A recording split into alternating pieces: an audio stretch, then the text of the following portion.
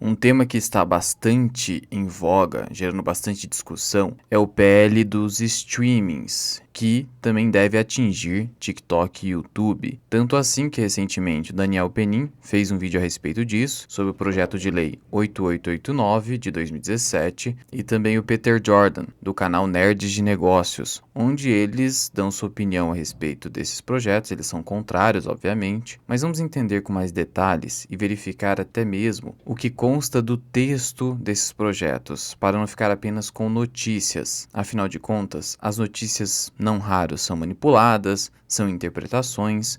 Vamos olhar conjuntamente aqui o que consta desses projetos. Um primeiro ponto é que isso se iniciou com o projeto de lei 8889 de 2017, autoria Paulo Teixeira, PT, então não preciso falar mais nada, é um projeto da esquerda. Nasceu em 2017, mas tem um outro projeto de lei que aí nasceu no Senado, o 2331 de 2022, que daí é do senador Nelsinho Trade, que é do PSD, que seria um partido de centro, bem centrão o PSD. E recentemente o PL que está no Senado avançou, teve uma aprovação, sendo que basicamente os dois PLs se complementam e são de matérias quase que idênticas. E o que diz primeiramente o PL 8889, que está inclusive tramitando sob regime de urgência, tem urgência na aprovação disso. Não sei qual a justificativa para você dizer que há urgência nessa matéria. E aqui primeiro eles fazem a definição de conteúdo on demand, que basicamente são as plataformas de streaming, e eles estão equiparando esse conceito para YouTube e também TikTok e outras plataformas de conteúdos livres. E aí veja o que diz o artigo 7º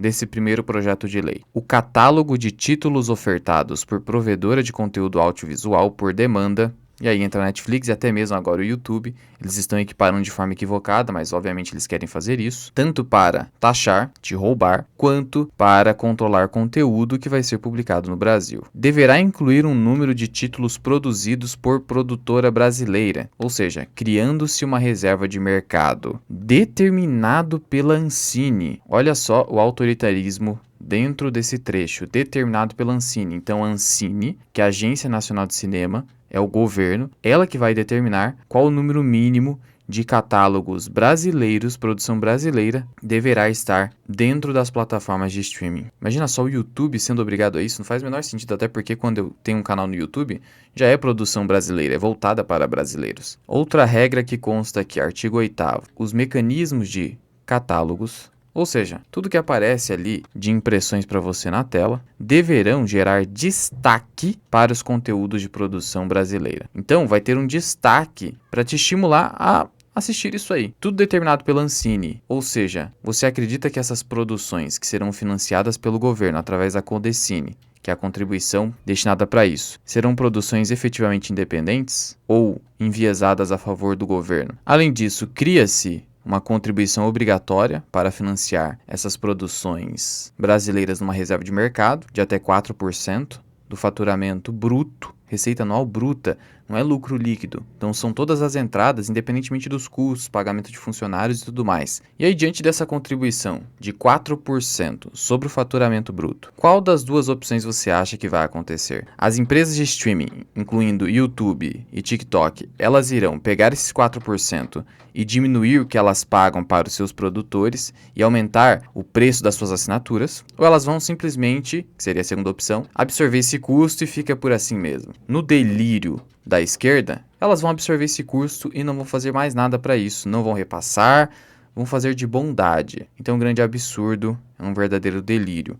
Então, só vai piorar a sua situação. Isso aqui vai beneficiar os grandes youtubers que são amigos do governo, o pessoal que agrada o governo, que é o pessoal que vai conseguir dinheiro para fazer produções brasileiras, sempre com viés de defesa governamental, obviamente, senão não vai ter ali o recurso destinado para eles. E obviamente que você cria penalidades para as empresas que descobrirem isso aqui. Então, não tem jeito, elas precisarão se adequar. E o PL que segue no Senado, 2331, ele prevê o seguinte. Primeiro, ele traz aqui a definição de serviços de vídeo sob demanda, ou serviços on demand, que seria oferta de conteúdo audiovisual, previamente selecionado, organizado em catálogos, a partir de quaisquer tecnologias, redes ou plataformas, contratado por evento, a pedido e em horário determinado pelo usuário, ou mediante assinatura com acesso ilimitado às obras disponíveis. Então, você pode colocar tudo que você quiser aqui dentro, que se refira a streaming. E aí institui a Condecine, que é o quê? É um tributo. Ela é a contribuição para o desenvolvimento da indústria cinematográfica nacional. Então, tributo. Diz o seguinte, a Condecine, devida pela oferta de serviços de vídeos sob demanda, corresponderá até 4%, como está no outro projeto. Só que ele é menos pior, porque ele pelo menos exclui o ISS, o PIS e COFINS. Então, ele tira isso aqui da base de cálculo. Então, nesse ponto, diminui um pouco o custo. Coloca aqui isenção para microempresa e empresa de pequeno porte, obviamente, e aí institui a alíquota de 4%. E aí institui aqui o quê? Uma possibilidade de dedução de 50% desse valor se a empresa de streaming comprar licenciamento de obras audiovisuais brasileiras. Então vai estimular ainda mais as empresas a divulgarem esses produtos brasileiros, que vão ser enviesados a favor do governo. Então esse aqui que é o grande perigo disso tudo. Portanto, como nós podemos resumir esses projetos de lei que possuem alto interesse do governo, que estenderam a contribuição para financiamento do cinema nacional, as empresas de streaming, incluindo YouTube, TikTok e outras, alíquota de 4%, destaque para obras de origem nacional nos catálogos dessas plataformas e estímulo para que haja deduções para aquelas empresas que forem adquirindo licenciamento desses conteúdos. Tudo determinado pela Ancine, Agência Nacional de Cinema. Na prática, o que nós temos? Uma relativização da liberdade de imprensa e expressão, porque afinal de contas, a Ancine vai determinar o que deve ser trazido nessas plataformas.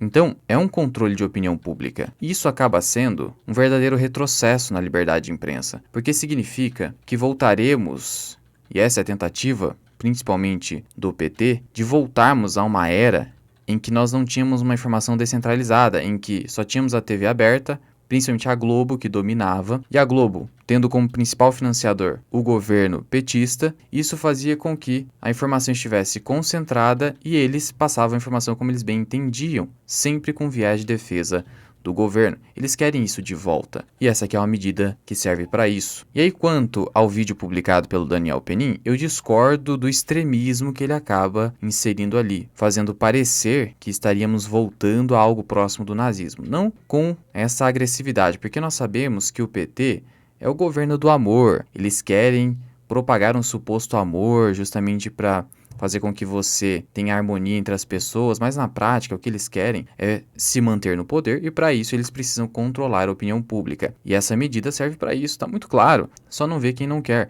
Você precisa ler um projeto de lei e uma lei e buscar a intenção verdadeira que levou à criação daquele projeto ou daquela lei, o que nós chamamos no direito de mens legis, a intenção do legislador. Não simplesmente olhar ali o que é a intenção declarada no texto ou na mensagem de justificativa. Isso é muito superficial e isso faz com que você seja enganado. Também não concordo com o Peter Jordan quando ele afirma que a reserva de mercado é necessária. De maneira nenhuma. As empresas de streaming lá fora e até mesmo nós, criadores de conteúdo, não somos obrigados a financiar produção brasileira. A produção brasileira é que tem que conseguir demonstrar valor para as pessoas. É um grande absurdo nós sermos obrigados a financiar essas produções. Nós sabemos que só serão financiadas aquelas determinadas pela Ancine que estejam de acordo com os amigos do rei. Isso é muito claro. Então, é óbvio que, sendo de esquerda ou de direita, você deveria estar contra esse projeto de lei. E aí eu te pergunto, se o YouTube realmente se adequar a essa lei, ainda não é lei, mas deve se tornar uma lei, ele vai recomendar conteúdos que gerem uma dedução dessa contribuição ou conteúdos que não gerem uma dedução. E é um conteúdo que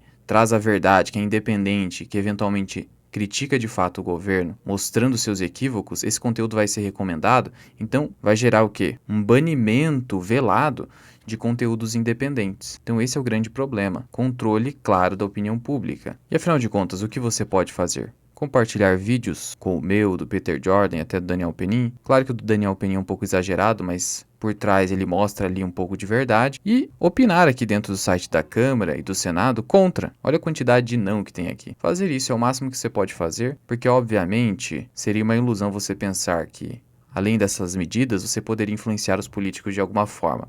Os políticos não estão nem aí para você.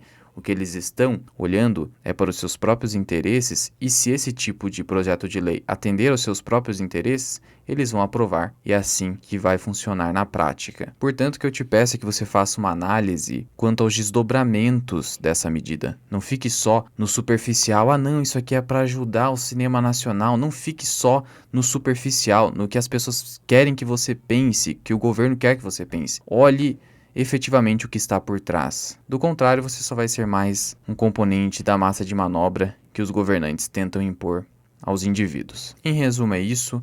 Só quis trazer esse tema aqui no canal porque é muito relevante, diz respeito à produção de conteúdo independente aqui na plataforma, então não poderia me calar, mesmo não sendo foco aqui do canal. E para tentar produzir engajamento aqui, compartilha, clica no botão de gostei se isso te agregou de alguma forma e deixa o seu comentário aqui embaixo. Lembrando a você que esteja interessado no FMI que ele vai encerrar suas matrículas no dia 27. Eu estou deixando aqui por conta da Black Friday um cupom de desconto Black FMI em caixa alta 01. Então, Black FMI 01, fica aqui na descrição e no primeiro comentário fixado, para que você possa ter um desconto de 20% somente até o dia 27. E o FMI, somente nessa oportunidade, será com acesso vitalício. Muito obrigado por ter ficado comigo até aqui. Eu sou o Luan, esse que é o canal Mirai Investing. Até o próximo vídeo. Fui!